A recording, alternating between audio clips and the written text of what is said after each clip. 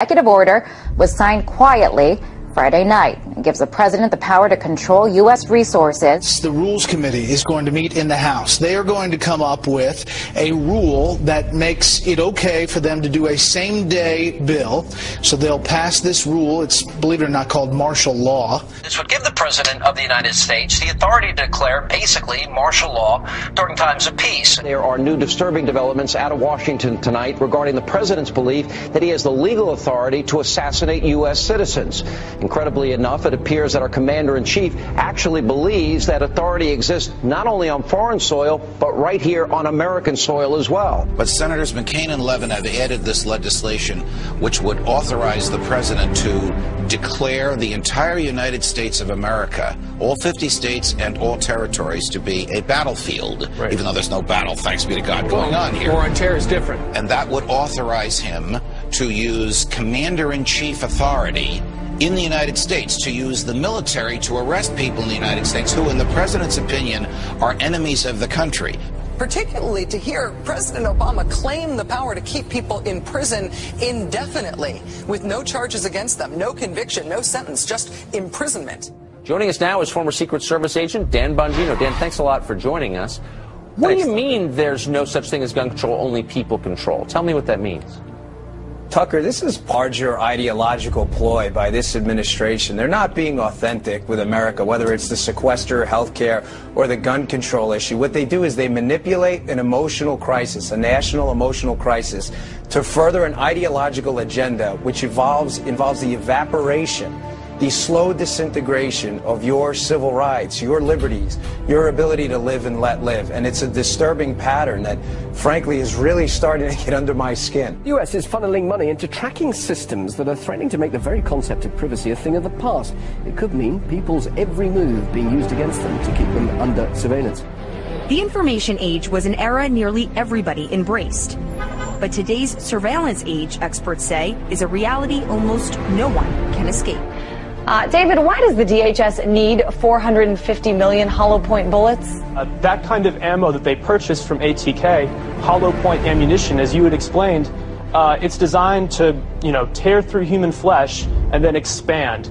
It's designed to kill people. This is not the optimal kind of ammo you would buy for target practice. It's more expensive and it's more precise. Do you think this is a sign that they're preparing for some sort of mass civil unrest? So they have an open bid right now, DHS, for even more ammunition, for 175 million rounds of .223 caliber rifle ammo. It's almost identical to the ammunition used by NATO peacekeeping forces. So that's very interesting. Are they planning on some kind of widespread economic unrest in the U.S.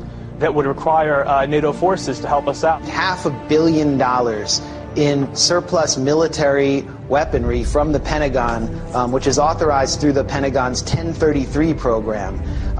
During the late 70s, Congress passed legislation called Posse Comitatus, barring the military from operating on American soil. And in the early 80s, there was an effort to circumvent that in Congress by arming police with military-grade weaponry.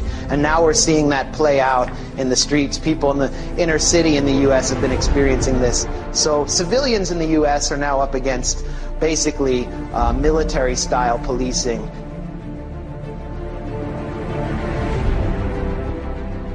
The battle against terrorism involves all of us. Everybody in this country is a potential terrorist. The Department of Homeland Security sent to law enforcement agencies across the country warning about the potential for an increase in right-wing extremist activity. It warns about groups and individuals dedicated to single issues like abortion, immigration, and gun rights. Tonight, our focus is on every American's right to freedom of expression and freedom of religion. It's the Christians who are under siege by government officials and anti-religion groups who think Christmas and Christianity have no business in the public arena. The Department of Defense has just issued a new list of extremists that should be watched. And on that, in fact, number one, past the Muslim Brotherhood and past Hamas, Hezbollah, number one, evangelical Christians. We begin tonight with a newly leaked U.S. Army military police training manual for what they are calling civil disturbance operations. The Army manual outlines the plan to kill rioters and demonstrators in America. That's right, they have plans to confiscate our firearms and kill American citizens on U.S. soil. This during a mass civil unrest, I guess, shooting innocent civilians perhaps. And it goes on to describe how prisoners will be processed through internment camps. Wow.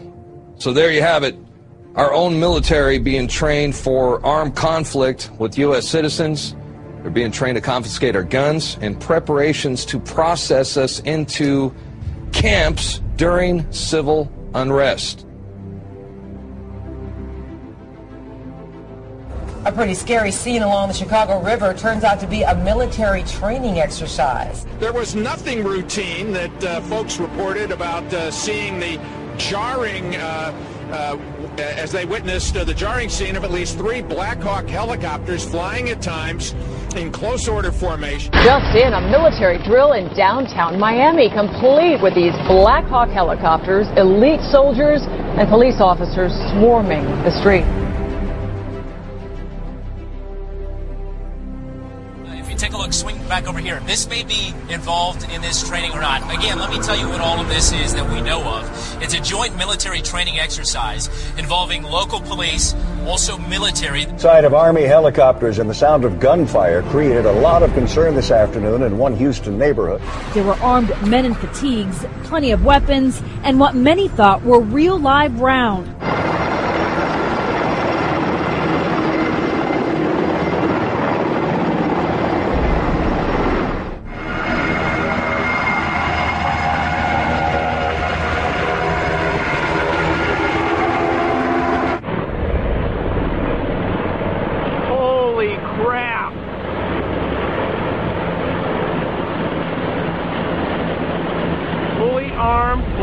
I told you they were coming. There's no lights on them. They're like bugs. So here's the article by Steve Watson.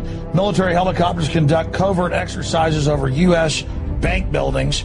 This is all part of other drills going on to acclimate the public to being attacked by our own military that are happening here in the United States. Here it is. LAPD and elite military units conducted extraordinary counterterrorism training in the skies above downtown LA tonight. At one point, they made what appeared to be a drop-off at a park.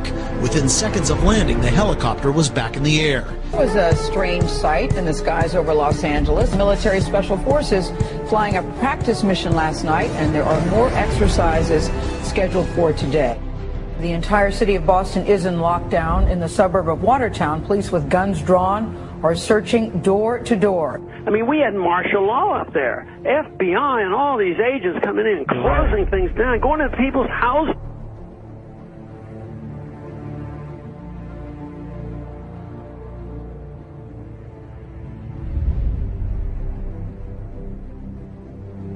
Mr. President, I do want to get right to the news of this week. Sure. The terrorism in Boston. Yeah. Many people have wondered if it took you right back to 9/11 when you heard it. Well, at first, I was deeply concerned that there might have been a organized plot. I don't know all the facts. I don't think we all know all the facts, but I was deeply concerned that this could have been, another